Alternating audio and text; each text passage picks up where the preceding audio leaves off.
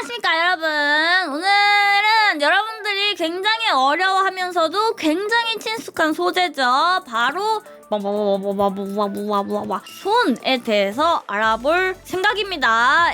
생각입니다. 손의 기본, 손바닥과 손가락. 일단은 손바닥이 이렇게 있죠. 그런 다음에 손가락이 이렇게 있습니다, 여러분. 여기가 손가락이죠. 그리고 여기가 손바닥인데요. 여기의 비율이 1:1 혹은 1:0.8로 많이 둡니다. 사실 1:1이 맞는데 손가락 긴 게 예쁘잖아. 그래가지고 이제 우리는 손을 그릴 때 약간 손가락을 더 긴 듯한 느낌으로 그려주면은 좋다. 두 번째, 손의 도형화인데요. 일단 손을 어떤 식으로 도형화를 해야 될지에 대해서 잘 모르겠는 분들이 있을 거예요. 손바닥이 요렇게 꺾여 있거든요. 이런 식으로 검지 쪽이 제일 올라가 있고 그 다음에 약지 쪽으로 이렇게 깎인 사다리꼴의 모양을 그려줍니다. 약간 요 느낌. 그리고 손 안쪽으로 갈 때에도 얄쌍하게 만들어주는 편이에요. 그런 다음에 여기에서 손가락이 이렇게 붙죠. 이 손가락의 이 길이감도 여기서 이렇게 튀어나왔다가 이런 식으로 같이 꺾여 들어가는 느낌. 엄지손가락 같은 경우에는 닭다리를 붙여준다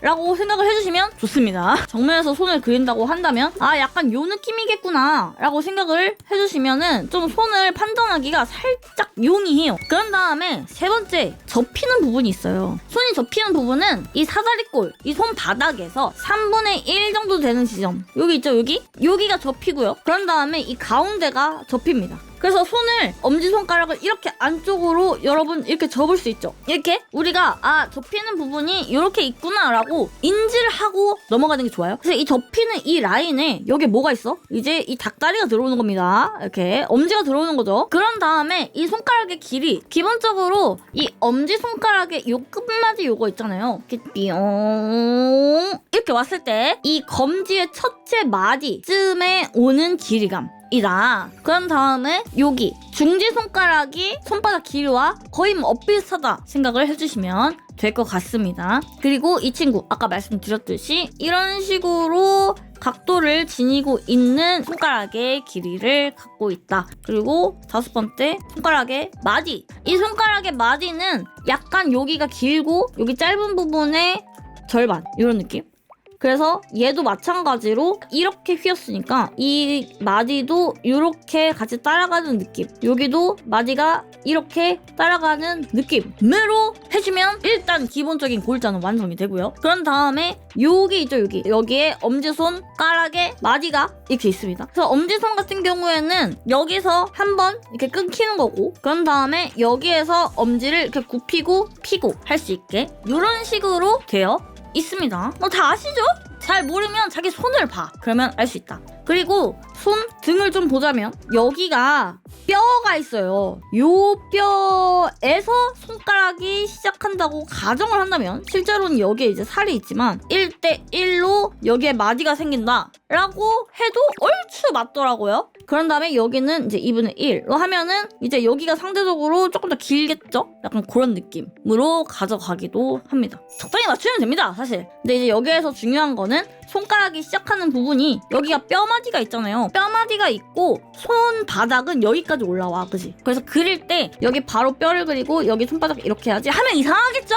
그런 다음에 6번, 엄지손가락에 바닥 부피가 있는데요. 아까 여기가 닭다리라고 했죠? 이 부피가 새끼손가락이 있는 바닥의 부피보다 크다는 얘기예요. 얘를 옆에서 봐볼까요? 그래서 얘가 새끼손가락이 있는 부위라고 해볼게. 그러면은 여기 부분이 이렇게 사선으로 끊겼잖아요. 여기 새끼손가락이 나는 부분이 이렇게 사선으로 끊길 거야. 그쵸? 여기에 새끼손가락이 있고 약지가 있고 중지가 있고 검지가 이렇게 나겠죠? 그런 다음에 여기에 아까 이 닭다리가 붙었죠? 닭다리가 있는 부분의 부피가 새끼손가락 마디가 있는 부분의 부피보다 좀 더 두껍기 때문에 이쪽에 있는 부피감이 보이는 느낌. 요렇게. 반대로 엄지손가락으로 보게 된다면 엄지손가락 부피가 더 크기 때문에 엄지손가락에 있는 이 닭다리 부피가 더 보이고 저 새끼손가락 쪽에 있는 부피는 안 보이게 된다는 것이 6번입니다. 요거를 되게 놓치고 가시는 분들이 꽤 많거든요.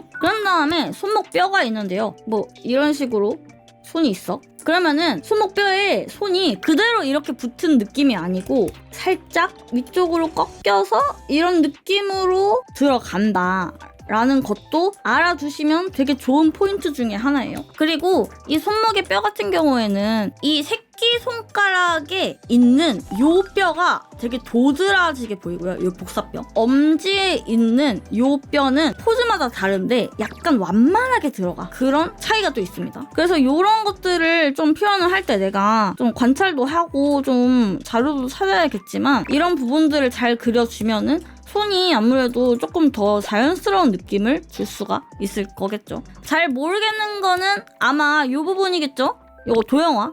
그래서 이 도형화는 좀 많이 해보시는 게 좋은데요. 기본적으로 손이 갖고 있는 도형은 앞에서 봤을 때 약간 이런 느낌? 그래서 여기에 손가락이 이렇게 너클 마냥, 그 다음에 이렇게 동그란 느낌의 원기둥? 원기둥이라고 하기에는 여기 납작한 부분이 있고요. 직육면체라고 하기에는 여기가 이렇게 돌아가는 부분이 있어. 그래서 도형화를 한다면은 이렇게 조금 더 디테일하게 보는 것도 굉장히 중요하다. 손톱은요, 이 마디가 있으면 이 마디의 중앙부터 시작을 한다고 생각을 하시면 돼요. 2분의 1 지점부터. 디테일하게 보면 신경 써야 될 요소들이 많은데 여러분들 캐주얼하시잖아요?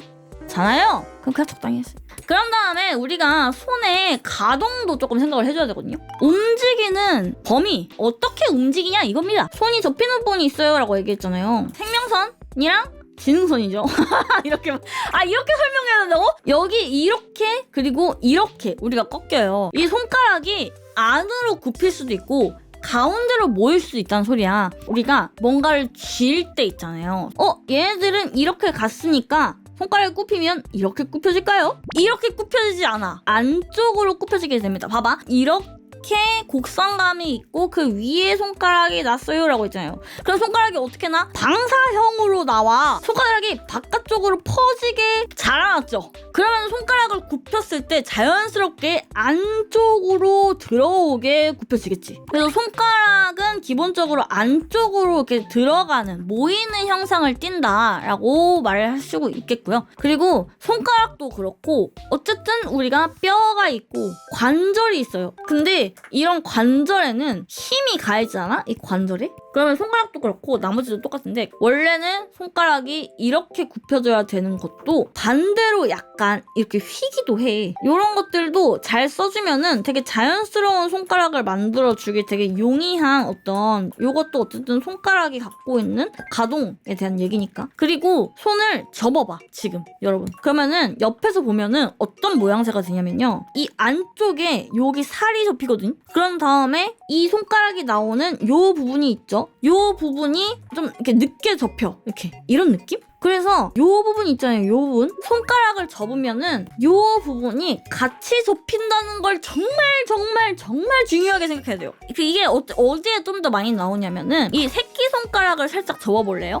요 부위가 요렇게 접히면서 새끼손가락이 앞으로 나오는 경우가 있어요. 이렇게 뭔지 알지? 이런 느낌? 요 부분이 보이는 거야. 이거 약간 느껴야 돼. 얘가 새끼손가락 부분에서 우리가 시선을 보게 되면은 이 닭다리 부위가 옆에서 은근하게 보이는 경우들이 많습니다. 여기. 그런 다음에 손이 이런 식으로 되겠죠. 새끼손가락이 있으니까 새끼손가락 쪽에 있는 이 손목뼈 그려주고 약간 요런 느낌. 그러면은 손이 조금 더 자연스러운 느낌. 그리고 주먹을 줘볼까요? 이런 식으로 주먹을 쥐는 게 아니라 얘네들도 이 단차가 생기겠죠? 이렇게 이 위에 있는 요 손가락만 쥐는 게 아니죠? 여기에도 같이 주먹을 이렇게 쥐잖아. 그런데 여기가 통통하다 그랬죠? 그렇기 때문에 이 검지가 살짝 위로 올라와요. 왜냐면 검지가 들어갈 공간이 약간 없는 거임. 이 엄지손이 너무 통통해가지고. 뭔지 알지? 그런 다음에 중지. 그런 다음에 이 아래쪽으로 내려오면서 약지. 그런 다음에 새끼.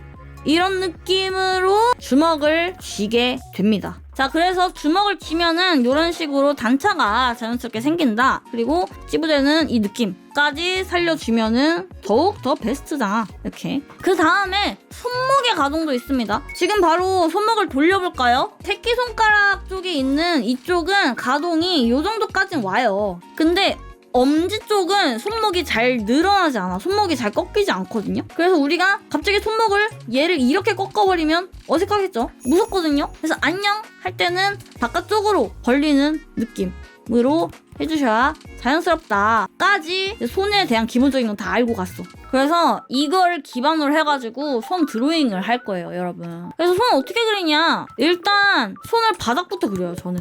그 다음에 저는 이 손가락을 그냥 이렇게 직선으로 만들기는 해요. 직선으로 만들고 그 다음에 대충 이 부분에 대한 부피 그리고 이 부분에 대한 부피를 만들어줘. 이렇게. 그런 다음에 살을 붙여요. 눈에 보이는 것부터 해. 그리고 저는 원기둥으로 하거든요. 이렇게. 그런 다음에 여기가 이렇게 아까 그 3분의 1 지점이 있고 그 다음에 내가 너무 크게 그렸네 하면서 옮기고 뼈, 엄지, 닭다리 이 안쪽에 안 보이는 부분 있죠? 여기를 이어줘요. 그런 다음에 여기에서 연결되는 손목 아까 새끼손가락 있는 쪽이 뼈가 있다고 했죠? 얘도 여기 뼈가 있네? 그러면은 이거를 이렇게 그려. 이런 느낌으로 해준 다음에 얘를 조금 더 자세하게. 근데 손은 이해하려고 하면 쉽지 않아. 그냥 무조건 많이 그리는 게 짱이에요. 진짜. 손은 만약에 내가 많이 못 그리겠잖아. 소재 쓰세요. 소재 써 그냥. 안 되겠다.